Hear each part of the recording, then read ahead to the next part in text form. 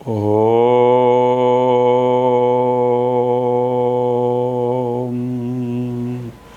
വിശ്വം ദർപ്പണ ദൃശ്യമാനനഗരീ തുല്യം നിജാന്തർഗതം പശ്യന്നാത്മനി മായയാ ബഹിരിവോദ്ഭൂതം യഥാ നിദ്രയാ യസ്സാക്ഷാൽ കുരുതേ പ്രബോധസമയേ സ്വാത്മാനമേവാദ്വയം തസ്മൈ ശ്രീ ഗുരുമൂർത്തയേ നമൈദം ശ്രീദക്ഷിണാമൂർത്തയേ. ശരണമയ്യപ്പ. ശ്രീ ഗുരുഭ്യോ നമഃ. ഹരേ ശരണമയ്യപ്പ. എല്ലാ സ്നേഹം നിറഞ്ഞ പ്രിയ വസുദേവ കുടുംബാംഗങ്ങൾക്കും ശതകോടി സ്വാഗതം, സുസ്വാഗതം. ഇനി ഏതിലേക്കാണ് സ്വാഗതമെന്ന് ചോദിച്ചു കഴിഞ്ഞാൽ, വിശ്വം ദർപ്പണ വിശ്വമാന നഗരി തുല്യം നിജാന്തർഗതം. നമ്മുടെ മനസ്സ്, നമ്മുടെ ജീവിതം വിശ്വം ദർപ്പണ, ലോകം മുഴുവൻ ഒരു കണ്ണാടി പോലെ, ആ കണ്ണാടിയിൽ പ്രതിഫലിക്കുന്നത് പോലെ ഈ ഹൃദയത്തിനകത്ത് പ്രതിഫലിക്കണം. അപ്പോഴേ നമുക്ക് നമ്മുടെ ജീവിതം ആസ്വാദ്യപ്രദമാക്കി കൊണ്ടു നടക്കാൻ സാധിക്കുള്ളൂ. ജീവിതത്തിലെ ഓരോ നിമിഷവും എങ്ങനെ പ്രയോജനപ്പെടുത്തണം, ഓരോ അവസരങ്ങളും എങ്ങനെ പ്രയോജനപ്പെടുത്തണം, ഓരോ ഇൻസിഡൻസുകളും ഓരോ സംഭവങ്ങളും അത് നമ്മുടെ ജീവിതത്തിന് അനുകൂലമാക്കിയെടുക്കണം. ശ്രദ്ധിക്കണം, നമ്മുടെ ഭാര്യ നമ്മൾ ഉദ്ദേശിക്കുന്ന തരക്കാരി ആവില്ല. നമ്മുടെ ഭർത്താവ് നമ്മുടെ സ്വപ്ന സദൃശം അല്ല. എന്തിന്? നമ്മുടെ ബീജത്തിൽ ജനിക്കുന്ന നമ്മളെ കുട്ടികൾ ന്യൂജനാണ്. ഓർക്കണം, മമ്മൂട്ടി ഇതിനിടെ ഒരു വലിയൊരു ക്രിസ്ത്യൻ പണ്ഡിതനോട് പറഞ്ഞതുപോലെ, അദ്ദേഹം ഒരു ബിഷപ്പാണ്, നമ്മുടെ കുട്ടികൾ നമ്മുടെ കൈ പിടിച്ച് ചെറുപ്പത്തിൽ നടക്കും. LKG നമ്മൾ പറയുന്നത് പോലെ, UKG നമ്മൾ പറയുന്നത് പോലെ ഒരു 4 ക്ലാസ് വരെ, പിന്നെ അവരങ്ങ് സ്വതന്ത്രമായി അവർ വളരും. അവർ വളരുന്നത് നമ്മൾ ഒബ്സർവ് ചെയ്തതിന് ശേഷം, ഈ മൊബൈലൊക്കെ എന്തെങ്കിലും കേട് വരും, മോനെ ഒന്ന് ഇത് ശരിയാക്കി താടാ, എന്തെങ്കിലും ഒരു സോഫ്റ്റ്വെയർ മോളെ ഒന്ന് ഡൗൺലോഡ് ചെയ്തുക, എല്ലാം ഇവരെ കൊണ്ട് ചെയ്യിപ്പിക്കും.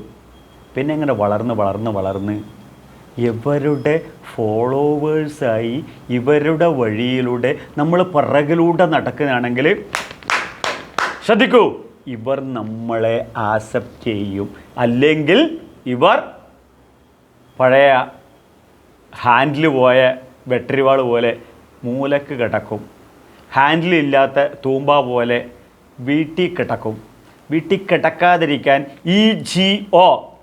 ഈഗോ എന്ന സബ്ജക്റ്റ് ജീവിതത്തിൽ നിന്നും ഡിലീറ്റ് ചെയ്ത്, ശ്രദ്ധിക്കണം, നമ്മുടെ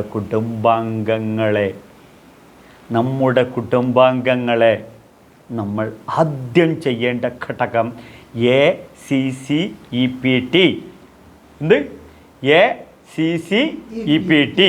അല്ലെങ്കിലോ നമ്മുടെ ഗൃഹം, നമ്മുടെ വീട് ആലയായി മാറും. ആല എന്ന് വെച്ച് കഴിഞ്ഞാൽ മൃഗം താമസിക്കുന്ന സ്ഥലമാണ് ആല. ഗോശാല എന്നൊക്കെ കേട്ടില്ലേ, പശു താമസിക്കുന്ന ആല. അപ്പോൾ ആ ആലയിൽ നിന്നും സ്നേഹാലയത്തിലേക്കും, ശ്രദ്ധിക്കണം, സ്നേഹാലയത്തിൽ നിന്നും അവനവൻ്റെ കുടുംബം വിദ്യാലയമാക്കി മാറ്റണം. ആ വിദ്യാലയത്തിൽ അറിവ് നേടണം, ഗ്രന്ഥങ്ങൾ അതിന് ഉപയോഗിക്കണം, സത്സംഗങ്ങൾ ഉപയോഗിക്കണം, അറിവുകൾ നേടി. എന്താ വിദ്യ? സാ വിദ്യ വിമുച്യതേ. എന്താണ്? നമ്മുടെ ദുഃഖത്തിൽ നിന്നും പുറത്തു കടക്കാനുള്ള മാർഗങ്ങളെക്കുറിച്ചുള്ള അവയർനെസ്സാണ് വിദ്യ. വിദ്യാലയമാക്കി മാറ്റുകയാണെന്നുണ്ടെങ്കിൽ ആ സ്നേഹാലയം എന്തായി മാറും? ഈശ്വരീയമയമായ ദേവാലയമായി മാറും. ഈശ്വരീയമയമായ ദേവാലയമായി മാറും. ഇതാഗ്രഹിക്കാത്തവരാരാണുള്ളത്? ഇതിനെന്ത് ചെയ്യണം? നമ്മുടെ അച്ഛനോ നമ്മുടെ അമ്മയോ നമ്മളെ പഠിപ്പിച്ചില്ല എന്ന് പഴിചാരി എസ്കേപ്പ് ചെയ്യല്ല വേണ്ട. നമ്മളിതാദ്യം പഠിക്കണം. നമ്മളിത് പ്രാവർത്തികമാക്കുകയാണെന്നുണ്ടെങ്കിൽ പിഞ്ചു കുട്ടികൾ എല്ലാ സൈക്കാട്രിയും ഒരുപോലെ പറയുന്നു. ഒരു 7 വയസ്സ് വരെ ഇവരുടെ സർവകലാശാല എന്ന് പറഞ്ഞത് അച്ഛൻ്റെയും അമ്മയുടെയും നോട്ടം, ഇരുത്തം, ചിന്തകൾ, സംഭാഷണങ്ങൾ സർവ്വതും അവർ ഒബ്സർവ് ചെയ്ത് അബ്സോർവ് ചെയ്യുന്നതാണ്. അപ്പോൾ എന്തായിരിക്കണം ഈ കുടുംബത്തിൽ? നമ്മുടെ ശ്രദ്ധിക്കണം, ഈ ഈശ്വര സങ്കല്പത്തിന് തന്നെ ഒരു മാറ്റം വരുത്തണം. കാരണം നമ്മളൊക്കെ ഈ സെമിറ്റിക് മതങ്ങളുടെ ഒരു ചെറിയ ഫോളോവേഴ്സാണ്. കാരണം ഞാനിത് പലപ്പോഴായിട്ട് പല സ്ഥലങ്ങളായിട്ട് പല ഇതൊക്കെ പറഞ്ഞത്, ഈ സെമിറ്റിക് മതങ്ങൾക്ക് അവർക്ക് ഈ കർത്താവും യേശു ഇവരൊക്കെ സ്വർഗത്തിലിരുന്ന് ഇങ്ങനെ ഓരോ സാധനങ്ങൾ വലിച്ചെറിയും, അതിനുവേണ്ടി ബെഗ് ചെയ്യുക, അത് കിട്ടും, കിട്ടുകഴിഞ്ഞാൽ താങ്ക്സും പറയും. അതാണ്. നമ്മളതല്ല. ശ്രദ്ധിക്കണം, അവരുടെ ഈശ്വരൻ ശിക്ഷിക്കുന്ന ഈശ്വര ഭയമാണ്. നമുക്കതൊന്നുമില്ല. ശങ്കരാചാര്യർ പറഞ്ഞു, ഈശ്വരോ ഗുരുരാത്മേതി മൂർത്തിഭേദ വിഭാഗിനം. ഒരു വിഭാഗീയതയില്ല, ഒരു വ്യത്യാസവും ഇല്ല. ഇത് മൂന്നും ഒന്നാണ്. ഞാനും എൻ്റെ ഗുരുവും എൻ്റെ ഈശ്വരനും ഞാൻ തന്നെയാണ്. അപ്പോൾ ശ്രദ്ധിക്കണം, ഈശ്വരൻ്റെ രൂപം എന്താണെന്ന് കൃത്യമായിട്ട് നമ്മളങ്ങോട്ട് മനസ്സിലാക്കണം. നമ്മൾ മനസ്സിലാക്കി കഴിഞ്ഞാൽ നമ്മുടെ ഭാര്യ അത് ഉൾക്കൊള്ളും. നമ്മുടെ ഭാര്യയും നമ്മളും മനസ്സിലാക്കി കഴിഞ്ഞാൽ നമ്മളെ മക്കൾക്ക് വ്യക്തമായ ഒരു ചിത്രം കിട്ടും. എന്ത്? ഈശ്വരൻ്റെ മുഖം എന്താണ്, ഈശ്വരൻ്റെ രൂപം എന്താണ്. അഗ്നാവിഷ്ണു സജോഷസേ മാം വർദ്ധന്തു വാംഗിരസഹ. കൃഷ്ണ യജുർവേദമാണ്. ഹേ അഗ്നി, ഹേ മഹാവിഷ്ണു, ഹേ പരമേശ്വര, ഹേ ജഗദീശ്വര, എന്നിലുള്ള ആ പ്രേമമെന്ന സ്നേഹമെന്ന വികാരത്തെ നിന്റെ വികാരമായി ഉൾക്കൊണ്ടുകൊണ്ട് എന്നിൽ വികസിപ്പിക്കണമേ. ഇത്രയേ ഉള്ളൂ പറഞ്ഞു വരുന്നത്. പരമപ്രേമസ്വരൂപനായ കരുണാമയനാണ് ജഗതീശ്വരൻ എന്ന് മനസ്സിലാക്കി കഴിഞ്ഞു കഴിഞ്ഞാൽ ആ പരമപ്രേമസ്വരൂപനായ ഭഗവാനോട് നമുക്കൊക്കെ ഒരു ചെറിയ പ്രേമം. ആരോട്? പരമപ്രേമസ്വരൂപനായ ഭഗവാനോട്.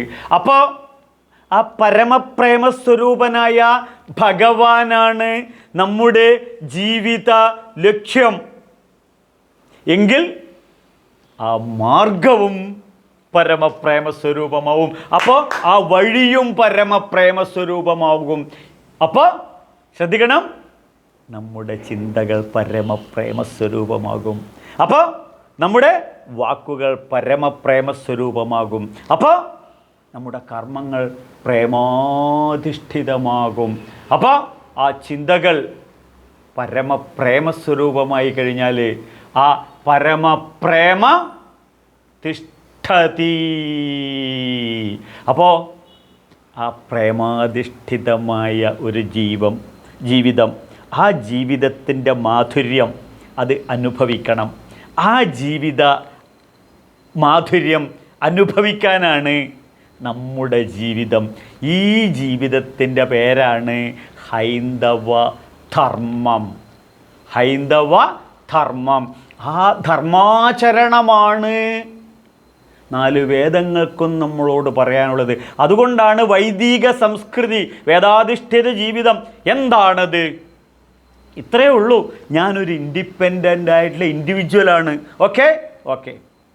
അതുപോലെ എൻ്റെ ഭാര്യയും ഇൻഡിപെൻഡൻ്റ് ആയിട്ടുള്ളൊരു വ്യക്തിയാണ്. Okay okay. എൻ്റെ അച്ഛനും ഇൻഡിപെൻഡൻ്റ് ആയിട്ടുള്ളൊരു വ്യക്തിയാണ്. എൻ്റെ അമ്മയും ഇൻഡിപെൻഡൻ്റ് ആയിട്ടുള്ള വ്യക്തിയാണ്. എൻ്റെ മക്കളും ഇൻഡിപെൻഡൻ്റ് ആയിട്ടുള്ള വ്യക്തിയാണ്. എൻ്റെ സഹോദരങ്ങളും ഇൻഡിപെൻഡൻ്റ് ആയിട്ടുള്ള ഒരു വ്യക്തിയാണെന്ന് തിരിച്ചറിയാൻ സാധിക്കുമ്പോഴേക്കും അവരുടെ സർഗാത്മകതയും അവരുടെ സർവ്വ സ്വഭാവങ്ങളും അവരുടെ സർവ്വ നന്മയും തിന്മയും എല്ലാം നമുക്ക് ആക്സെപ്റ്റ് ചെയ്യാൻ പറ്റും. നമുക്കറിയാം, അഹിംസാധിഷ്ഠിതമായ ഒരു ജീവിതം, അതിശക്തമായ അഹിംസാധിഷ്ഠിതം. കാരണം പരമപ്രേമാധിഷ്ഠിത ജീവിതത്തിൻ്റെ ഉദാത്തമായ മുഖമാണ് ഈ അഹിംസാധിഷ്ഠിതമായ ജീവിതം. കാരണം വേദങ്ങൾ നമ്മളെ പ്രൊമോട്ട് ചെയ്യുന്നത്, വേദമാതാവിൻ്റെ സന്തതികളാണ് വൈദിക സംസ്കൃതിയിൽ ജീവിക്കുന്നവർ. അപ്പോൾ അവർ ഈ വൈദിക സംസ്കൃതി അഹിംസാധിഷ്ഠിതമാണ്. അപ്പോൾ തിരുമേനി ഈ ഭഗവത്ഗീതയൊക്കെ മഹാഭാരതമൊക്കെ എടോ അതിനാണ് പറയുന്നത് പാണ്ഡവന്മാർക്ക് വേണ്ടിയിട്ട് 5 ഗ്രാമം കൊടുക്ക്, 5 വീട് കൊടുക്ക്, 1 കൊടുക്ക്, 5 റൂം കൊടുക്ക്. ഏതറ്റം വരെയാണ് ഭഗവാൻ പോയത്? ഇല്ലേ? ഇതുപോലെ ഇപ്പം 20 വർഷത്തിനുള്ളിൽ ഏകദേശം 10-20,000 ആൾക്കാരെയാണ് പാകിസ്ഥാൻ ടെററിസ്റ്റുകൾ ഇവിടെ തകർത്തത്. എന്നിട്ടാണ് ഇപ്പോൾ അണ്ണാക്കി പോയി കത്തിച്ച് ഈ 10 കൊല്ലം കൊണ്ട് അവർക്ക് പിച്ച പിടിക്കാൻ പറ്റാത്ത രീതിയിൽ പിച്ച ചട്ടിയിൽ പോലും അഗ്നി കത്തിച്ചത് അല്ലേ? ഇതാണ് മഹാഭാരതം. ഒഴിവാക്കാനാകാത്ത സാഹചര്യത്തിൽ ദുര്യോധനാദികളെ ധൃതരാഷ്ട്രപുത്രരെ ധാർത്തരാഷ്ട്രസ്യ ദുർബുദ്ധികൾക്ക് ദുർനയനസ്യ ഇതി ദുര്യോധന. അവർക്ക് തെറ്റായ ആധാർമികതയിലാണ് അവരുടെ കണ്ണുപോകുന്നത്. അങ്ങനെയുള്ള വളരെ വ്യക്തമായിട്ട് പറയുന്നത് മുസ്ലിം ടെററിസ്റ്റുകളെയാണ്. ഇവിടെ 9 ടെററിസ്റ്റ് കേന്ദ്രങ്ങളാണ്ട് പോയിട്ട് നമ്മൾ കത്തിച്ചിട്ട് വന്നിട്ടുള്ളത്. ഇതുപോലെ കുരുക്ഷേത്ര യുദ്ധഭൂമിയിൽ യുദ്ധം ഒഴിവാക്കാൻ പറ്റാത്തതാണ്. ഇതിന് നമ്മളെ പ്രാപ്തമാക്കുന്ന ഭഗവാൻ ക്ഷുദ്രം ഹൃദയ ദൗർബല്യം ത്യക്തോത്തിഷ്ഠ പരന്തപ. ക്ഷുദ്രം വെച്ചാൽ വളരെ നിസ്സാരമാണ്. എന്ത്? നിൻ്റെ ഹൃദയ ദൗർബല്യം. അത് നീ അങ്ങോട്ട് ഒഴിവാക്കി കഴിഞ്ഞാലോ നീ അങ്ങോട്ട് എഴുന്നേൽക്കും. ത്യക്തോത്തിഷ്ഠ പരന്തപ. ഉത്തിഷ്ഠത, ഉയർത്തെഴുന്നേറ്റു. ആര്? മോദിജി. ഉയർത്തെഴുന്നേറ്റു. ആര്? അമിത്ഷാ. ഉയർത്തെഴുന്നേറ്റു. ആര്? രാജ്നാഥ് സിംഗ്. ഉയർത്തെഴുന്നേറ്റു. ആര്? 140 കോടി ജനതയും നിങ്ങളും ഞാനും. കത്തിച്ചു കളഞ്ഞു. ടെററിസ്റ്റുകളുടെ കോട്ട കൊത്തളങ്ങൾ മുഴുവൻ കത്തിച്ചു കളഞ്ഞു. ഇതാണ് ഭഗവത്ഗീത. ത്യക്തോത്തിഷ്ഠ പരന്തപ. അകത്തും പുറത്തുമുള്ള ശത്രുക്കളെ ഒരുപോലെ, പുറത്തുള്ള ശത്രുക്കളെ മുഴുവൻ അഗ്നിക്ക് ചാമ്പലാക്കിയപ്പോൾ ഇവിടെ കുറച്ച് മാവോയിസ്റ്റുകൾ തകർത്തു അവരെയും. അപ്പോൾ ബാഹ്യ ആഭ്യന്തരവും അകത്തും പുറത്തുമുള്ള ശത്രുക്കളെ ഒരുപോലെ ശ്രദ്ധിക്കണം. ശസ്ത്രശാസ്ത്രങ്ങൾ ഒരുപോലെ ഇംപ്ലിമെൻ്റ് ചെയ്യാൻ നമ്മെ പ്രാപ്തമാക്കുകയാണ് ശ്രീമദ് ഭഗവത്ഗീത എന്ന ധർമ്മശാസ്ത്രം.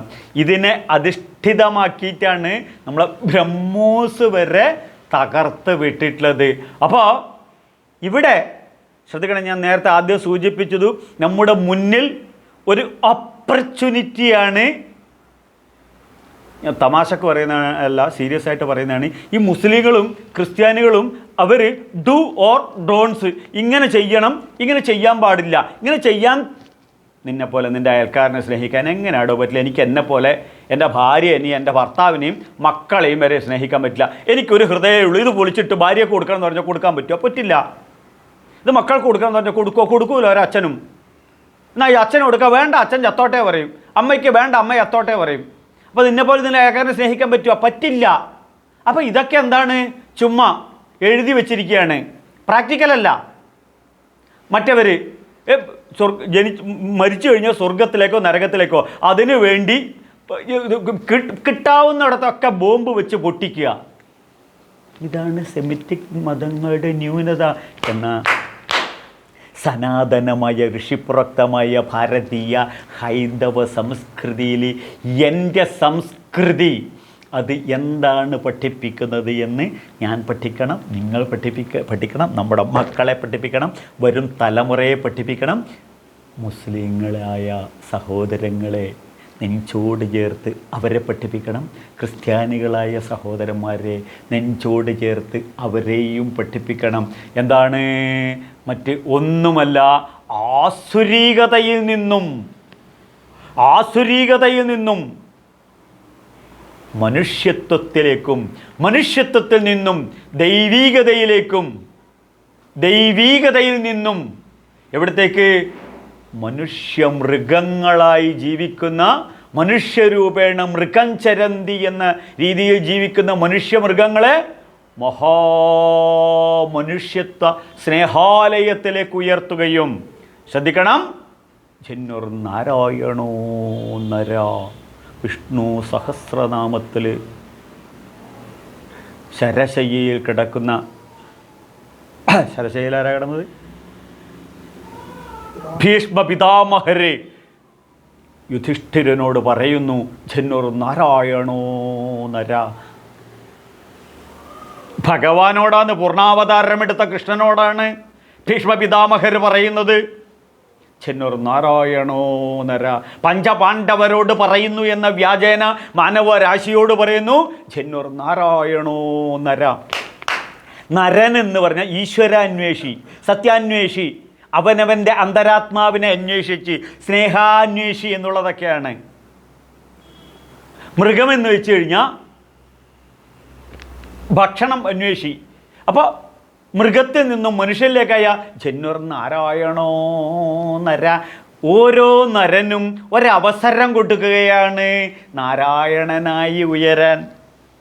ജന്വർ നാരായണോ നര. ഇത് പെട്ടെന്ന് നിങ്ങൾക്ക് അങ്ങോട്ട് മനസ്സിലാവണമെന്നുണ്ടെങ്കിൽ ഈ വൃശ്ചിക മാസമാകുമ്പോൾ നമ്മളൊക്കെ മാലയിടും, പ്രത്യേകിച്ച് മലയാളികൾ. മാലയിട്ട് കഴിഞ്ഞാൽ രാമൻ നായരില്ല, ഗോപാലപിള്ളി ഇല്ല, ജോർജ് കുട്ടി ഇല്ല, അതുള്ളി ഇല്ല, പിന്നെ എന്തേ ഉള്ളൂ? സ്വാമി സ്വാമി സ്വാമി സ്വാമി. അപ്പോൾ സ്വാമി എന്നുള്ളതിൻ്റെ അർത്ഥം മനസ്സിലാക്കിയാൽ മതി. ഇത്രയേ ഉള്ളൂ.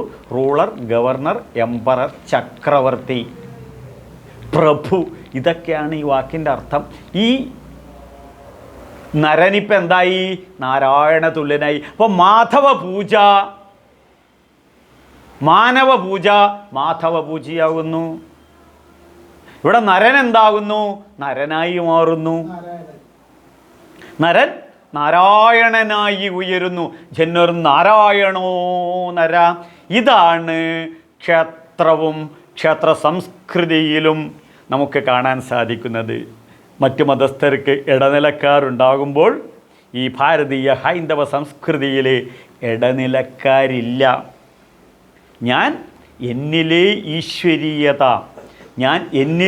ഈശ്വരീയതയെ പൂജിക്കുന്നത് വിഗ്രഹരൂപത്തിൽ അവിടെ ചെന്ന് ഞാൻ കണ്ട് ആ വിഗ്രഹത്തിലെ തത്വങ്ങൾ ഉൾക്കൊണ്ടുകൊണ്ട് ആ ക്ഷേത്ര സംസ്കൃതി എൻ്റെ ഇതം ശരീരം കൗദേയ ക്ഷേത്രമിത്യഭിധീയതേ. ഭഗവാൻ ഭഗവത്ഗീതയിൽ 18-ാം അധ്യായത്തിൽ അസന്നിഗ്ധമായി പ്രഖ്യാപിക്കുന്നു, ഇതം ശരീരം കൗദേയ, ഈ ശരീരം തന്നെയാണ് ക്ഷേത്രം.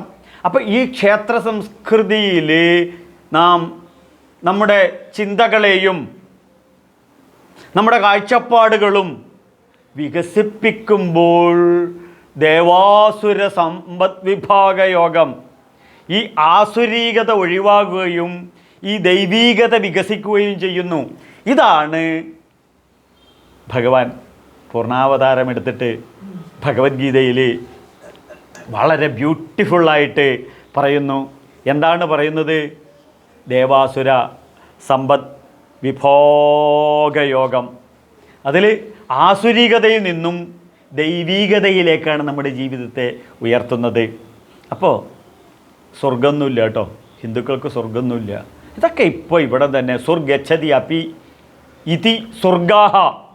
ജീവിതം ചിരിച്ചുകൊണ്ട് സന്തോഷിച്ചുകൊണ്ട്, സന്തോഷിപ്പിച്ചുകൊണ്ട്, ഉയർന്നുകൊണ്ട്, വളർന്നുകൊണ്ട്, മറ്റുള്ളവരെ കൈപിടിച്ചുയർത്തിക്കൊണ്ടുള്ള ഇപ്പോൾ ഈ നിമിഷം ഇവിടെയുള്ള ജീവിതം, അതാണ് ശ്രദ്ധിക്കണം, സ്വർഗീയ ജീവിതം. അതിനെന്ത് വേണം? ഒരു ഈശ്വരീയ ബുദ്ധി, ഒരു ഈശ്വരീയ ബോധം, ഒരു ഈശ്വരീയ ചിത്തങ്ങൾ. അപ്പോൾ ശ്രദ്ധിക്കണം, നമ്മുടെ ഹൃദയത്തിൽ ഈ കളകൾ വളർന്നു വരും. ഈ വളർന്നു വരുന്ന കളകളെ പിഴുതെറിഞ്ഞ് ഒരു പൂന്തോട്ടം, പുഷ്പങ്ങൾ വെച്ച് പിടിപ്പിക്കണം, തുളസികൾ വെച്ച് പിടിപ്പിക്കണം. അപ്പോഴോ ഒരു പൂങ്കാവനമായി മാറും. അപ്പോഴോ നമ്മുടെ ജീവിതത്തിലെ സുഗന്ധപൂരിതമാകും. ഈ സുഗന്ധം നമ്മുടെ കുടുംബത്തിലെ ഓരോ വ്യക്തികളിലോട്ടും, ഈ പുഷ്പത്തിൻ്റെ സൗന്ദര്യം എല്ലാവരിലേക്കും, ഈ പുഷ്പത്തിനകത്തുള്ള തേൻ മധുരം ഓരോ വ്യക്തികളിലേക്കും കൊടുക്കുകയും വാങ്ങിക്കുകയും ചെയ്യണം.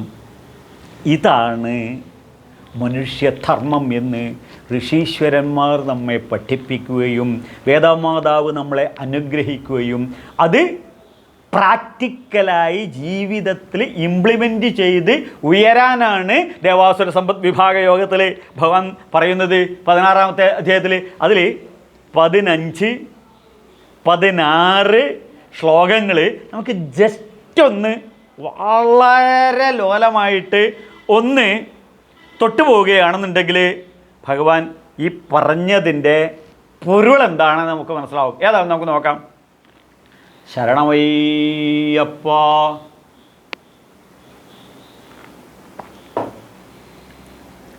ആഢ്യോഭിജനവാനസ്മി കോന്യോസ്ഥി സദൃശോ മയാ ലക്ഷ്യോ ദാസ്യമിമോദിഷ്യ ഇത്യജ്ഞാനവിമോഹിത അനേകചിത്തവിഭ്രാന്തോ മോഹജാലസമാവൃത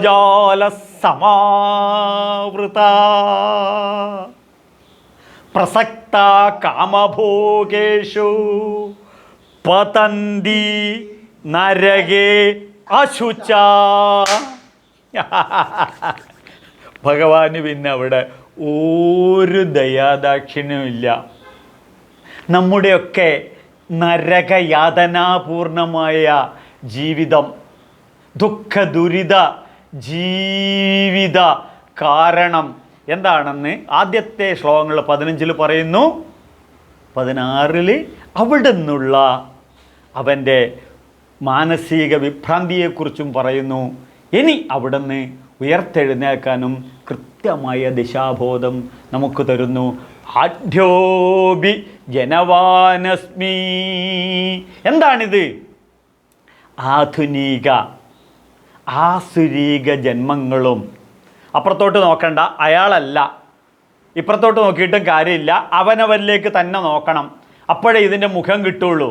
രാമൻ നായരെ നോക്കിയിട്ട് ഒരു കാര്യവുമില്ല, അവനവനിലേക്ക് തന്നെ തിരിഞ്ഞു നോക്കിക്കേ. ആസുരീക ആധുനിക ആസുരീക ജന്മങ്ങളും ഇവിടെ ഒരു ക്ലിയർ പിക്ചറല്ലേ ഇവിടെ ഭഗവാൻ വരച്ചു വെച്ചിട്ടുള്ളത്? ഒരു ഒരു ഒരു ഒരു ഒരു ആധുനിക മനുഷ്യൻ്റെ നേർക്കാഴ്ചയല്ലേ? ഇതിലും മനോഹരമായ ഒരു ചിത്രം ഇനി സ്വപ്നങ്ങളിൽ മാത്രം. ഇതാണ് വിശ്വംദർപ്പണ വിശ്വമാന നഗരി തുല്യം നിജ അന്തർഗതമെന്ന് ദക്ഷിണാമൂർത്തി സ്തോത്രത്തിൽ ശ്രീശങ്കര ഭഗവത്പാദർ നമ്മളെ പഠിപ്പിച്ചിരിക്കുന്നത്. അപ്പോൾ ശ്രദ്ധിക്കണം, ഈ ഒരു ക്ലിയർ പിക്ചറിൽ ആഢ്യോഭി ജനവാനസ്മി മീ അഹാം. ഈ അഹാം ഞാൻ, ആധുനിക നരാധമനായ ഞാൻ, ആധുനിക നരാധമനായ ഞാൻ, ആഢ്യ. ഈ നമ്പൂതിരിമാരുടെ എന്തെങ്കിലും ചടങ്ങുകൾ ഇതൊക്കെ ആഢ്യ ബ്രാഹ്മണർ ആരൊക്കെ വന്നു ചോദിക്കും. ആഢ്യനാണെങ്കിൽ പിന്നെ അവൻ ബ്രാഹ്മണനല്ല എന്നുള്ള സത്യം ഇത് പഠിച്ചപ്പോഴാണ് മനസ്സിലായത്. ആഢ്യൻ എന്ന് പറഞ്ഞു കഴിഞ്ഞാൽ ആഢ്യബ്രാഹ്മണർ ആരൊക്കെ വന്നു? ഞങ്ങൾ ഈ വാദ്യാർ കുടുംബത്തിലാണേ. അപ്പോൾ ഇല്ലത്ത് കീഴിൽ നമുക്ക് കുറേ ഇല്ലങ്ങളുണ്ട്, അവിടെയൊക്കെ അവരുടെ വാദ്യാർമാരാണ്. അപ്പോൾ വാദ്യപ്രവർത്തിക്കൊക്കെ ഞാൻ ഇടയ്ക്ക് പോകും ഓരോ സ്ഥലങ്ങളിലും. പോയിട്ട് ആ മുത്തച്ഛൻ ചോദിക്കും, ആഢ്യബ്രാഹ്മണർ ആരൊക്കെ ഒന്ന് കുഞ്ഞി ചോദിക്കും. ഇപ്പോഴാണ് മനസ്സിലായത് ആഢ്യനാന്ന് പറഞ്ഞാൽ ധനാഢ്യൻ എന്നാ അതിൻ്റെ അർത്ഥം. ആഢ്യത്വം കൊണ്ട് എന്താണ്, ബ്രാഹ്മണ്യം കൊണ്ട് കുന്തിച്ചു ബ്രഹ്മാവും തനിക്ക് നമ്മുടെ പൂതാൻ തിരുമേനി പറഞ്ഞില്ലേ, അതുപോലെ തന്നെ. അപ്പോൾ ഇവിടെ ശ്രദ്ധിക്കണം, ആഢ്യ ധനാദി സമ്പന്നൻ, ഒന്നുമില്ല, കർത്തൃത്വ ഭോക്തൃത്വ ഭാവത്തിൽ അഹങ്കരിക്കുന്നവൻ. മനസ്സിലായില്ല അല്ലേ? എന്നെ ഈ ധർമ്മശാസ്ത്രങ്ങൾ പരമ്പരയിലൂടെ പഠിപ്പിച്ചതാണ് സ്വാമി സത്യാനന്ദ സരസ്വതി തിരുവടികൾ. അദ്ദേഹത്തിൻ്റെ ഗുരുവാണ് സ്വാമി ചിന്മയാനന്ദ് മഹാരാജ്. അപ്പോൾ സ്വാമി ചിന്മയാനന്ദ് മഹാരാജ് എപ്പോഴും പറയും, അയ്യും മയ്യും മൈനസ് ചെയ്ത് കഴിഞ്ഞാൽ അവശേഷിക്കുന്നതാണ് ഗോഡ് എന്ന്. ഞാനും എൻ്റേതും. അതിന് ശ്രീശങ്കര ഭഗവത്പാദർ പറയും, അഹന്ത മമത അഭാവോ ജീവൻ മുക്തസ്യ ലക്ഷണം. ഈശ്വര ലക്ഷണമിതാണ്, ഈശ്വര ലക്ഷണമിതാണ്. അപ്പോൾ ആ ആഢ്യ പിന്നെയോ അഭിജനവാൻ അസ്മി. ഞാൻ ആരാണെന്നറിയാവോ? ഏത് കുലത്തിലാണ് ജനിച്ചതെന്നറിയാവോ? എൻ്റെ തറവാട് എന്താണെന്നറിയാവോ? എൻ്റെ പാരമ്പര്യം എന്താണെന്നറിയാവോ? ഇതൊക്കെ പറയുന്ന വ്യക്തിയാണ് സമൂഹത്തിൽ. മനസ്സിലായില്ല അല്ലേ? എടോ, നീ എന്നോട് കളിക്കാൻ വേണ്ട കേട്ടോ, ഞാൻ LC കമ്മിറ്റി സെക്രട്ടറിയാണ്. പോലീസുകാരെ കിട്ട പറപ്പിക്കുന്നത് കളമശ്ശേരിയിലൊക്കെ നമ്മൾ കണ്ടില്ലേ? അത് തന്നെ. ഡോ, കേന്ദ്രത്തിലെ ഭരണകക്ഷിയുടെ ആളാണ് എന്നോട് സംസാരിക്കുമ്പോൾ നോക്കണം. കേൾക്കാറില്ലേ? അത് തന്നെ. എടോ, ADGPയുടെ വകയിലെ ഒരു അന്തരവനായിട്ട് വരും ഞാൻ, എന്നോട് കളിക്കുമ്പോൾ ശ്രദ്ധിക്കണം. മനസ്സിലായി. ഡോ, മനസ്സിലായല്ലോ? മുകേഷ് അംബാനിയുടെ ഫോട്ടോ TV യിൽ കണ്ട ആളുടെ പരിചയക്കാരനാണ്. അപ്പം ഈ രീതിയിലുള്ള ധനാഢ്യന്മാരുടെയും ജാതിയും മതവും കുലവും ഗോത്രവും രാഷ്ട്രീയ മണി പവറും മസിൽ പവറും പറഞ്ഞ് നടക്കുന്നവരെയാണ്. ഇത് പറയുമ്പോഴാണ് ഒരു തമാശ ഓർമ്മ വരുന്നത്. സവർണ ഫാസിസത്തിൻ്റെ പ്രതീകമായ ശങ്കരാചാര്യർ ഇങ്ങനെയാണല്ലോ ഈ രാഷ്ട്രീയക്കാർ പറയാം. ഇദ്ദേഹം 1500 വർഷം മുന്നേ പറയുന്നു, ജാതി നീതി കുലഗോത്ര ദൂരകം. ജാതിയില്ല, നീതിയില്ല, കുലമില്ല, ഗോത്രമില്ല, ഇതൊന്നുമില്ല. ജാതി നീതി കുലഗോത്ര ദൂരകം. പിന്നെ രൂപനാമ ഗുണദോഷവർജിതം. പിന്നെ ദേശകാല വിഷയാദിവർത്തിയാം. പിന്നെ ബ്രഹ്മതത്വമസി ഭാവമാത്മനി. എൻ്റെ ആത്മാവ് തത്വമസി മഹാവാക്യം, തത്വമസി പൊരുളായ അയ്യപ്പസ്വാമിയാണ്. ഒരു മുൻ ശബരിമല മേശാന്തിയും കൃഷ്ണ യജുർവേദ പണ്ഡിതനും ഭാഗവതോത്തമനായ ശംഭുവാധ്യായരുടെ മകൻ ഇത് അറിഞ്ഞുകൊണ്ടാണ് അയ്യപ്പ ഉപാസനയിലൂടെയുള്ള ഒരു ജീവിതം. അദ്വൈത വേദാന്ത വിദ്യാർത്ഥിയായി 4 പതിറ്റാണ്ട് കാലഘട്ടത്തിലെ ഈ വേദമാതാവിൻ്റെ ഉപാസനയിൽ ഈ ശങ്കര പരമ്പരയിൽ തന്നെ അഭിമാനത്തോടു കൂടി പറയാം, ജാതിക്കും നീതിക്കും മതത്തിനും വർണ്ണത്തിനും വർഗത്തിനും അതീതമായ വിശ്വസ്നേഹാധിഷ്ഠിതമായ ഒരു ജീവിതം നമ്മെ പഠിപ്പിക്കുന്നു. അത് പഠിക്കണം. ജ്ഞാനേന സദൃശം പവിത്രമിഹ വിദ്യതേ. പവിത്രം എന്ന് പറഞ്ഞു കഴിഞ്ഞാൽ ഇതാണ് പവിത്രം. പയ്യന്നൂർ പവിത്രമോതിരം. ഇതിനേക്കാൾ പവിത്രമാകണം നമ്മുടെ ജീവിതം. അതിനെന്ത് വേണം? അറിവ് കൊണ്ട് സമ്പന്നനാകണം. അപ്പോൾ ആഢ്യോഭിജനവാനസ്മി കോന്യസ്തി സദൃശ മയാ സദൃശ. എനിക്ക് തുല്യനായി ഇവിടെ ആരാണുള്ളത്? നിങ്ങൾക്കറിയാവോ ഞാൻ ആരാണെന്ന്? ഈ അഹംഭാവത്തിൻ്റെ പ്രതീകമായ ഞാൻ. അപ്പോൾ ആസുരീകതയുടെ പ്രതീകമാണ് ഈ ഞാനെന്ന്. ഈ ആസുരീകതയുടെ ഉദാത്തമായ പ്രതീകമാണ് മയാ സദൃശ, എനിക്ക് തുല്യം. പിന്നെ അന്യക അസ്ഥി, എനിക്ക് തുല്യം ആരുണ്ട്? ഇത് പരശുരാമൻ്റെ അവസ്ഥ ശ്രീരാമനുമായിട്ട് ഏറ്റുമുട്ടിയിട്ട് എന്താണെന്നൊക്കെ രാമായണം സമയം കിട്ടുമ്പോൾ ഒന്നെടുത്ത് വായിച്ചോളൂ, അപ്പോൾ മനസ്സിലായിക്കോളും. അപ്പോൾ അന്യക അസ്ഥി, വേറെ ആരുണ്ട്? പിന്നെ ലക്ഷ്യോ, ലക്ഷ്യോ ലക്ഷ്യം എന്ന് പറഞ്ഞു കഴിഞ്ഞാൽ കർമ്മകാണ്ഡത്തിനെയാണ് ഇവിടെ ശ്രീശങ്കര ഭഗവത്പാദർ ഈ ഭഗവത്ഗീതയ്ക്ക് ഭാഷ്യം കൊടുക്കുമ്പോൾ പറയുന്നത്. യക്ഷ്യോ, അതായത് വേദങ്ങളും യാഗങ്ങളും ബലികളും എൻ്റെ നേതൃത്വത്തിൽ ഞാനാണ് നടത്തുന്നത്. ദാസ്യാമി, ദാനം ചെയ്യുന്നു. മനസ്സിലായില്ല? ദാസ്യാമി എന്ന് പറഞ്ഞാൽ വേദകാലഘട്ടത്തിൽ ദാനത്തിനായിരുന്നു പ്രധാനം. അതിൽ ഏറ്റവും പ്രധാനമാണ് ഗോദാനം. അപ്പോൾ പശുദാനം അതാണ് ഏറ്റവും പ്രധാനം. അപ്പോൾ അത് മനസ്സിലായില്ല എന്ന് വെച്ച് കഴിഞ്ഞാൽ ഈ അമ്പലത്തിലൊക്കെ പോയിട്ടുണ്ടാവും, കിഴക്കേ വീട്ടിൽ രാമൻ നായർ മകൻ ചന്ദ്രൻ നായർ വക ട്യൂബ് ലൈറ്റ് സ്പോൺസർ അവിടെ എഴുതി വെച്ചിട്ടുണ്ടാവും. അങ്ങനെയുള്ള ഓരോ സബ്ജക്റ്റും ദാസ്യാമി, ദാനം ചെയ്യുന്നു. സപ്താഹത്തിന് ദാനം ചെയ്ത് കഴിഞ്ഞാൽ നോട്ടീസിലടിക്കും. അന്നദാനത്തിൽ അമ്പലത്തിലെ പ്രോഗ്രാമിൻ്റെ പിറകിലുണ്ടാവും, അന്നദാന കമ്മിറ്റിക്ക് 3 കിലോ അരി ദാനം ചെയ്ത്. ഏത് 9 ദിവസം ഇവൻ അവിടെ പോയിട്ട് മൃഷ്ടാന്ന ഭോജനം കഴിക്കും, എന്നിട്ട് 3 കിലോ അരി ദാനം ചെയ്യും, എന്നിട്ട് അത് നോട്ടീസിൽ പേരും വരുത്തും. ശരണമയ്യപ്പ. അപ്പോൾ സപ്താഹത്തിന് അന്നദാനം ചെയ്യുന്നത് ഇതാണ് ദാസ്യാമി. സ്പോൺസർ ചെയ്യും. അമ്പലത്തിൽ ചുറ്റമ്പലത്തിൻ്റെ പ്രദക്ഷിണ വഴിയിൽ കരിങ്കല്ല് രാമൻ നായർ മകൻ ഗോപാലൻ നായർ വക കരിങ്കല്ല് സ്പോൺസർ. അവസാനം മനസ്സിലായത് ഇത് മുഴുവൻ ചവിട്ടി നടക്കുകയാണ്. ശങ്കരൻ നമ്പൂതിരി മകൻ ഉൽപ്പലാക്ഷൻ നമ്പൂതിരി വക. ഇത് മനസ്സിലായിട്ടില്ല, ഇത് ചവിട്ടി നടക്കുന്നു. ഈ അമ്പലത്തിൻ്റെ പ്രദക്ഷിണക്കല്ല് മുഴുവൻ ഇങ്ങനെ പേരെഴുതി. ഇനിയാണ് തമാശ കണ്ടത്. യക്ഷോ ദാസ്യാമി മോദിഷ്യ. മോദിഷ്യ എന്ന് ചോദിച്ചു കഴിഞ്ഞാൽ മോദിഷ്യേ ഇതി എന്നുള്ളതാണ് അതിൻ്റെ അർത്ഥം. ഒന്നുമില്ല, ഞാൻ സുഖിക്കും,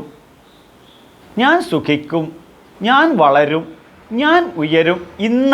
ഈ ആറ്റിറ്റ്യൂഡിനെയാണ് മോദിഷ്യ എന്ന് പറയും, മോദിസ്യാമി എന്ന് പറയും, മോദിഷ്യ.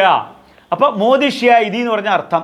ഇനി മോദി എന്ന് പറഞ്ഞ് കട്ട് ചെയ്ത് 2 അന്വയമാക്കുമ്പോഴേക്കും ഞാൻ അനുഭവിക്കുന്ന പരമാനന്ദത്തെ ഈ ലോകത്തിന് മുഴുവൻ വാരിവലിച്ച് വിതരണം ചെയ്യും എന്ന ശംഭു ശകാരം, അതാണ് മോദി. അപ്പോൾ എൻ്റെ ഉള്ളിലും സുഖസ്വരൂപം, പുറത്തുള്ളതും സുഖസ്വരൂപം. ഞാൻ അനുഭവിക്കുന്ന സന്തോഷ സംതൃപ്തി മാനവരാശിക്കും അനുഭവിക്കാൻ പ്രയത്നിക്കുന്നവൻ എന്നുള്ളതാണ് മോദി. ഇതിൻ്റെ കൃത്യമായിട്ട് മനസ്സിലാക്കണമെന്ന് വെച്ചാൽ നരേന്ദ്രമോദിനെ മനസ്സിലങ്ങോട്ട് നോക്കിയാൽ മതി. 27 സഹോദരിമാരുടെയും അമ്മമാരുടെയും സിന്ദൂരം മാഞ്ഞു എന്നുള്ള ഒരൊറ്റ കാരണം വെച്ചിട്ട് ഒരു രാഷ്ട്രത്തിലെ 9 ടെററിസ്റ്റുകളെ മുഴുവൻ കത്തിച്ചു. എന്താണ്? ഞാൻ അനുഭവിക്കുന്ന ദുഃഖം എൻ്റെ സഹോദരിയുടെ ദുഃഖമായി മാറുകയും ഇനി ഇത് സംഭവിക്കാതിരിക്കാൻ വാണിംഗ് ചെയ്യുകയും ചെയ്യുന്നു. ഇതാണ് മോദി. അപ്പോൾ ശ്രദ്ധിക്കണം, ഈ മോദിഷ്യേ ഇതി, ഞാൻ സുഖിക്കും, എനിക്ക് നല്ല ഭാര്യ വേണം, എനിക്ക് നല്ല ഭർത്താവ് വേണം, എനിക്ക് നല്ല കാറ് വേണം, എനിക്ക് നല്ല സെറ്റപ്പ് വേണം, എനിക്ക് നല്ല ജോലി വേണം, എനിക്ക് നല്ല 2 നില കെട്ടിടം വേണം. ഈ ആറ്റിറ്റ്യൂഡിൽ ജീവിതം ഹോമിക്കുന്ന ഒരു വ്യക്തിയെ, ഇത് വ്യക്തിത്വമല്ല, ഒരു വ്യക്തിയെ അജ്ഞാന വിമോഹിത, അറിവില്ലായ്മയിൽ നിന്നുമാണ് ഈ ആസുരീക ചിന്തകൾ, ഇത്രയും പറഞ്ഞ ആസുരീക ചിന്തകൾ വരുന്നത്. മൂഢന്മാർ, അല്പന്മാർ. ഇനിയാണ് ഇവരുടെ സ്വഭാവം എന്താണെന്നറിയോ? പ്രസക്ത കാമഭോഗേഷു. ഇവിടെ പ്രസക്ത എന്താണ്? അനാസക്തി, അമിതാസക്തി. ഇതൊക്കെ അനാസക്തി. ഇവിടെ അമിതമായ ആസക്തിയാണ് പ്രസക്ത എന്ന വാക്കിൻ്റെ അർത്ഥം. ഈ അമിതമായി ഇതിനോടൊക്കെ വരുമ്പോൾ കട്ടുമുട്ടിക്കണം, വെട്ടിപ്പിടിക്കണം, തട്ടിപ്പറിക്കണം, കെട്ടിപ്പൊക്കണം, കൈക്കൂലി മേടിക്കണം. ഈ മുതലായ ആസുരീക വികാരങ്ങളുടെ മൂർത്തിമത് ഭാവമായ ആധുനിക വ്യക്തിത്വത്തെയാണ് ഈ അമിതാസക്തി. ഇത് ഡിലീറ്റ് ചെയ്ത് കളഞ്ഞു കഴിഞ്ഞാൽ ഭഗവാൻ പറയും അതിന് പകരം മയ്യാസക്തമനപ്പാർത്ഥ. ആസക്തി ഇതിലേക്ക് എന്നിലേക്ക് തരംതിരിച്ചു. അപ്പോൾ ഈശ്വരീയമായ ഒരു ഹൃദയത്തിന് ഉടമയായി കൺവേർട്ട് ചെയ്യുകയാണെന്നുണ്ടെങ്കിൽ എന്ത് വരും? വ്യവസായാത്മിക ബുദ്ധി. ഏകഹ കുരുനന്ദന. വ്യവസായാത്മിക ബുദ്ധി, ഏകാഗ്രമായ ബുദ്ധി, ഏകഹ കുരുനന്ദന. ഷാർപ്പ് ചെയ്യാൻ വരും. ഏതിനകത്തോട്ട്? നന്മയിലോട്ട്. നന്മയിലോട്ട്. ഈ നന്മയിലോട്ട് തരംതിരിച്ച് വിടുന്നതിന് മുൻപേ എന്താണ് തിന്മ എന്ന് അറിയണം. അപ്പോഴോ അനേക ചിത്തവിഭ്രാന്തോ. നമ്മുടെ ചിന്തകൾ പലത് കാണുന്നതാണ് ഭ്രമം. പലത് കാണുന്നതാണ് ഭ്രമം. പലത് കാണുന്ന ഭ്രമത്തെയാണ് ഭ്രാന്ത് എന്ന് പറയുന്നത്. അപ്പോൾ അനേക ചിത്തവിഭ്രാന്തോ. മനസ്സിൽ ഭ്രാന്തനാണ് ആധുനിക മനുഷ്യൻ. അതും വെട്ടിപ്പിടിച്ചതും പോരാ, ഇതും കെട്ടുപിടിച്ചതും പോരാ, അതിനകത്ത് തട്ടിപ്പറിച്ചതും പോരാ. ഈ അനേക ചിത്തവിഭ്രാന്തോ. ഒരു മാനസിക വിഭ്രാന്തിയിലാണ്. പോരാ പോരാ പോരാ പോരാ എന്നുള്ള ആറ്റിറ്റ്യൂഡ്. അനേക ചിത്തവിഭ്രാന്തോ മോഹജാലസമാവൃത. അതിമോഹമാണ്. ഈ ദുർമോഹം കൊണ്ട് മോഹജാലസമാവൃത. എല്ലാത്തിനകത്തും ഈ അമിതമായ ഒരു അത്യാഗ്രഹം. ഈ അത്യാഗ്രഹം എവിടെ ചെന്ന് അവസാനിക്കും? പ്രസക്ത കാമഭോഗേഷു പതന്തി. അമിതമായ ആസക്തി എന്നിരിക്കും നമ്മളെ പതിപ്പിക്കും. എവിടുന്ന്? പതന്തി നരകേ അശുച. ഒന്നാമത്തെ 3 നിലയാണ് ഇത് പറഞ്ഞിട്ടുള്ളത്. ആര്? പൂർണ്ണാവതാരം എടുത്തിട്ടില്ല. ആര്? ഭഗവാൻ. എന്താണ്? ഭഗമുള്ള ഭഗവാൻ അന്തരാത്മാവായി നീ ഇത് അറിയൂ. ഇത്ര സമയവും പറഞ്ഞ് ഈ ആസുരീക സ്വഭാവമുള്ളവൻ്റെ ജീവിതം 3 നില കെട്ടിടത്തു നിന്നും താഴത്തോട്ട് വീഴും. അപ്പോൾ പതന്തി. 3ാമത്തെ നിലയിൽ നിന്ന് 2ാമത്തെ നിലയുടെ സൺഷെയ്ഡിലോട്ട്, പാരപ്പറ്റ് പറയുന്ന സൺഷെയ്ഡിലോട്ട് വീഴും. പതന്തി. വീണിട്ടോ കയ്യും കാലും ഒടിഞ്ഞു, തല പൊട്ടിയിട്ടുണ്ട്. പതന്തി. എന്നിട്ടോ അവിടെ നിന്ന് എങ്ങോട്ട് വീഴും? 2ാമത്തെ ഫ്ലോറിലോട്ട് വീഴും. പതന്തി നരകേ. നരകം. അപ്പോൾ ആത്മനോ ബന്ധു ആത്മന്യേ രിപുരാത്മന. നിൻ്റെ ബന്ധുവും നീയാണ്, നിൻ്റെ ശത്രുവും നിന്നിലെ ആസുരീകത വികസിച്ചപ്പോൾ 1ാമത്തെ നിലയിൽ നിന്നും താഴത്തോട്ട് പതിച്ച് ആ സംശയം നിന്ന് താഴത്തോട്ട് വീഴുന്നു നരകത്തിലോട്ട്. ആ നരകത്തിലോട്ട് പടച്ച് അവിടുന്ന് വീണ്ടും താഴത്തോട്ട് വീഴുന്നു. വീണ്ടും താഴത്തോട്ട് വീണപ്പോൾ എവിടത്തേക്കാണ് വീണെന്നറിയാം? കക്കൂസ് ടാങ്കിയുടെ മുകളിൽ. ആ സംശയം അവിടെ ഒരു ഷീറ്റും പൊട്ടിയിട്ട് കക്കൂസ് ടാങ്കിയിലോട്ട് വീഴുന്നു. പതന്തി നരകേ അശുച. അശുച എന്ന് വെച്ച് കഴിഞ്ഞാൽ മലം നിറഞ്ഞിരിക്കുന്ന ഇടത്തോട്ട് വീഴുന്നു. ഇതെന്തിനാ ഭഗവാൻ പറഞ്ഞത് എന്നുള്ളതാണ് ഞാൻ ഭഗവാനോട് ചോദിക്കുന്നത്. അല്ലയോ ഭഗവാനെ, എന്തിനാണ് ഇത്രയും ഒരു വളരെ വൃത്തികേടായിട്ടുള്ള ആധുനിക മനുഷ്യൻ്റെ നഗ്നമായ മുഖം ഭഗവാനെ അങ്ങ് വരച്ചത് എന്ന് ചോദിച്ചു കഴിഞ്ഞപ്പോൾ ഭഗവാൻ പറയുന്നതാണ്, മോനെ, ഈ പ്രപഞ്ചത്തിലെ സർവചരാചരങ്ങളും ഏകാംശേന സ്ഥിതോ ജഗത്ത്, എൻ്റെ ഒരംശത്തിലാണ് സ്ഥിതി ചെയ്യുന്നത്. എൻ്റെ ഒരംശമാണ് ഇതിനകത്തൊക്കെ നിറഞ്ഞിരിക്കുന്നത്. ബീജം മാം സർവഭൂതേഷു. ഞാൻ ഈ പ്രപഞ്ചത്തിൻ്റെ മുഴുവൻ ബീജമാണ്. അതുകൊണ്ട് എൻ്റെ മക്കൾ ഭഗവാന്റെ മക്കളോ അഹങ്കാരിയായ മകനോടുള്ള പുത്രവാത്സല്യമാണ് ദേവാസുര സമ്പദ് വിഭാഗ യോഗത്തിൽ 15-16 ശ്ലോകങ്ങളുടെ ഭഗവാൻ ഇവിടെ അനാവരണം ചെയ്യുന്നത്. ഈ ആസുരീകത എൻ്റെ മക്കൾക്കുണ്ടാകരുത്. കൃഷ്ണൻ പറയുകയാണ്, എൻ്റെ മക്കൾക്കുണ്ടാകരുത്.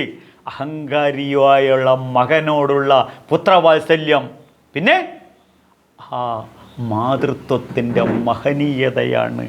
കൃഷ്ണൻ എന്ന മാതാവിൻ്റെ മാതൃത്വത്തിൻ്റെ മഹനീയതയാണ് ഈ ശ്ലോകങ്ങളിലൂടെ നമുക്ക് ദർശിക്കാൻ സാധിക്കുന്നത്. പിന്നെ 88 വയസ്സായ കൃഷ്ണൻ, യുവാവായ കൃഷ്ണൻ കുരുക്ഷേത്ര യുദ്ധഭൂമിയിൽ വെച്ചിട്ടാണ് പ്രാക്ടിക്കൽ എൻസൈക്ലോപീഡിയയായ ഈ ഭഗവത്ഗീത പറഞ്ഞത്. അപ്പോൾ ഒരു അപ്പൂപ്പൻ്റെ പരമപ്രേമവചനം ആരോട്? താന്തോന്നിയായ മകനോടുള്ള ഒരു കരുതലും ഒരു താങ്ങും ഒരു തണലും ഒരു പിതൃത്വത്തിൻ്റെ മാർഗനിർദ്ദേശവുമാണ്. എന്നെ സംബന്ധിച്ചിടത്തോളം ദേവാസുര സമ്പദ് വിഭാഗത്തിൽ 15-16 ശ്ലോകത്തിനകത്തുള്ള ആ മാധുര്യം എങ്ങനെയാണോ ഒരു അച്ഛൻ അമ്പലപ്പറമ്പിൽ മകൻ്റെ കൈ പിടിച്ച് നടക്കുന്നത്, എങ്ങനെയാണോ എൻ്റെ അച്ഛൻ എൻ്റെ കൈ പിടിച്ച് ശബരിമലയിൽ കൊണ്ട് നടന്നത്, എങ്ങനെയാണോ എൻ്റെ അമ്മ ആ മടിയിലിരുത്തിക്കൊണ്ട് അമ്മയുടെ ഓരോ കർമ്മങ്ങളും ചെയ്തത്, ഇതുപോലെയാണ് ശ്രീകൃഷ്ണ പരമാത്മാവ്. അദ്ദേഹത്തിൻ്റെ ആ പരമപ്രേമം നമുക്ക് ഇതുവഴി ദർശിക്കുന്നത്. അപ്പോൾ ഭ്രാന്തമായ ഒരു സമൂഹം, എന്തിലും സംതൃപ്തിയില്ലാത്ത, എല്ലാം വെട്ടിപ്പിടിക്കാൻ LKG പഠിക്കുന്ന കുട്ടീനെ അടുത്ത വീട്ടിലൊരു കുട്ടി ക്ലാസ്സിന് വിടുക ചെയ്യുന്നത് എവിടെയാണ്? IAS ട്രെയിനിങ്ങിന്. വൈഫ് എന്നോട് പറഞ്ഞപ്പോൾ നിനക്ക് ചെവിടിന് വല്ല കുഴപ്പമുണ്ടാവും, നീ പോയി TNTനെ കാണാൻ വേണ്ടി പറഞ്ഞു. അല്ല, ഉറപ്പിച്ചു. ഞാൻ എന്നിട്ട് അദ്ദേഹത്തെ കണ്ടു കഴിഞ്ഞ് ചോദിച്ചു, കുഞ്ഞു മോള് ഇപ്പം എന്താ പഠിക്കണത്? LKG പോകുന്നുണ്ട്, പിന്നെ ബാക്കിയുള്ള ടൈമിലും ശനി ഞായറും IAS ട്രെയിനിങ്ങിൽ. ഏത്? ഈ കാമട്ടക്കായ ഈ ഇത്ര പോകുന്ന ഇതിൽ. ഇതാണ് ഭ്രാന്തമായ സമൂഹം. അപ്പോൾ അൾട്രാ മോഡേൺ, കണ്ണഞ്ചിപ്പിക്കുന്ന മാസ്മരിക ലുലു മോഹം, ആ ലുലു ലോകം. ഞാനിതിനിടെ ലുലു മോഹത്തിലും ലുലു ലോകത്തിലും പോയി. അപ്പോൾ അവിടെ ഞാൻ സാക്ഷാൽ യൂസഫ് അലിയെ കണ്ടു. അദ്ദേഹത്തോട് 10 മിനിറ്റ് സംസാരിച്ചു. മനസ്സിലായപ്പോൾ 10 മിനിറ്റ് സംസാരിച്ച് കഴിഞ്ഞപ്പോൾ എനിക്ക് ആ സത്യം മനസ്സിലായത്, നമ്മളെക്കാൾ വലിയ അദ്വൈത വേദാന്തിയാണ് അദ്ദേഹം. ഇതൊക്കെ ജഗതീശ്വരൻ്റേതാണ്, എൻ്റേതല്ല. ഇതൊക്കെ ഈശ്വരീയമാണ്, ഈശ്വരൻ്റേതാണ്. നമ്മൾ ഭഗവത്ഗീതയിൽ ഭഗവാൻ പറഞ്ഞ നിമിത്തമാത്ര ഭവസവ്യസാച്ചിൽ, ഞാൻ ഇതിന് സപ്പോർട്ട് ചെയ്യുന്നു എന്ന് മാത്രമേ ഉള്ളൂ എന്ന്. അപ്പോൾ എന്തുമാത്രം വലിയ ഉന്നത ശൃംഖത്തിൽ ഋഷീശ്വര തുല്യമാണ് യൂസഫ് അലി എന്നുള്ളത് മനസ്സിലായല്ലോ. അപ്പോൾ ഈ ആദ്യം പറഞ്ഞ ദുർലക്ഷണങ്ങൾ ഒട്ടും തീണ്ടാത്ത മനുഷ്യൻ്റെയും മനുഷ്യത്വത്തിൻ്റെയും ഉദാത്തമായ ഒരു യൂസഫ് അലിയാണ് എനിക്ക് നേരിട്ട് കാണാൻ സാധിച്ചത്. അപ്പോൾ ഈ കണ്ണഞ്ചിപ്പിക്കുന്ന മാസ്മര ലോകം, പുറമേ കണ്ണഞ്ചിപ്പിക്കുന്ന വർണ്ണപ്രപഞ്ചം, പുറമേ പുഞ്ചിരിയുടെ വശ്യത, അകത്ത് അടങ്ങാത്ത കൊടിപ്പകയുടെ വിഷസർപ്പങ്ങളാണ് ഒളിഞ്ഞു കിടക്കുന്നത് എന്നുള്ളതാണ് ഭഗവാൻ ഭഗവത്ഗീതയിലൂടെ പറയുന്നു. പുറമേ മധുരിക്കുന്ന ഷുഗർ കോട്ടഡ് വീടുണ്ട്, അകത്ത് കാളകൂട്ട വിഷം, മദ്യവും മയക്കുമരുന്നും സേവിച്ചിട്ടുള്ള ഈ മായാമോഹിനിയുടെ മോഹജാല സമാവൃതം. ഞാൻ പറഞ്ഞല്ല, ഭഗവാൻ തന്നെ പറഞ്ഞല്ലോ, മോഹജാല സമാവൃതമായ ഈ ലോകം. ഹണി ട്രാപ്പ് എന്നൊക്കെ കേട്ടിട്ടില്ലേ? അത് തന്നെ പ്രസക്ത കാമഭോഗേഷു പതന്തി. ഈ ഹണി ട്രാപ്പിലകത്തൊക്കെ പോയി പതന്തി നരകെ ആശൂച്ച, ഇതൊക്കെ തന്നെയാണ് ഭഗവാൻ 6500 വർഷങ്ങൾക്ക് മുന്നേ പറഞ്ഞിട്ടില്ല. ഏതായാലും ശരി, ഈ കട്ടക്കണിയിൽ നിന്നും ആധുനിക മനുഷ്യനാണ് അവൻ. കടത്തിൽ ജനിച്ച് കടത്തിൽ വളർന്ന് കടത്തിൽ മരിക്കുന്നവനെയാണ് മലയാളി എന്ന് പറയുന്നത്. ഈ കട്ടക്കണിയിൽ നിന്നും അമ്പറ്റകളെ പോലെ തകർന്ന് തരിപ്പണമാകുന്ന ആധുനിക മനുഷ്യനോട് ഉത്തിഷ്ഠത, ജാഗ്രത, ഉയർത്തെഴുന്നേറ്റ് ജീവിത ലക്ഷ്യങ്ങൾ നേടാൻ, നിന്നെ പ്രാപ്തമാക്കാൻ ഞാൻ പൂർണ്ണാവതാരം എടുത്തിട്ടുണ്ട്. തുടർന്ന് അങ്ങോട്ട് പഠിച്ച് നിൻ്റെ ജീവിതം ധന്യമാക്കാനാണ്. സയോഗയുക്താത്മാ സുഖമക്ഷയമശ്നുതേ. അക്ഷയമായ സുഖത്തിൽ ജീവിതം മുന്നോട്ട് നയിക്കണം. ഇതാണ് ഭഗവാന് പറയാനുള്ളത്. അപ്പോഴോ കഥയന്തശ്ച മാം തുഷ്യം, കഥയന്തശ്ച മാം നിത്യം തുഷ്യന്തീച്ച രമന്തിച്ച. പരമസന്തോഷത്തിൽ തന്നെ ജീവിതം കൊണ്ടു നടക്കാൻ നമ്മളിത് ആദ്യം പഠിക്കണം. എന്ത്? ഈ പൂർണ്ണാവതാരമെടുത്ത് കൃഷ്ണൻ നമുക്ക് ദാനം നൽകിയ ഈ ഭഗവത്ഗീത നമ്മളെ മക്കളെ പഠിപ്പിക്കണം, വരും തലമുറയെ പഠിപ്പിക്കണം. അതിന് നിങ്ങൾക്കും എനിക്കും ആ ഗീതാമാതാവിൻ്റെ അനുഗ്രഹം ഉണ്ടാകട്ടെ എന്ന് ആത്മാർത്ഥമായി ആശംസിച്ചുകൊണ്ട് ലോകാ സമസ്ത സുഖിനോ ഭവന്തു.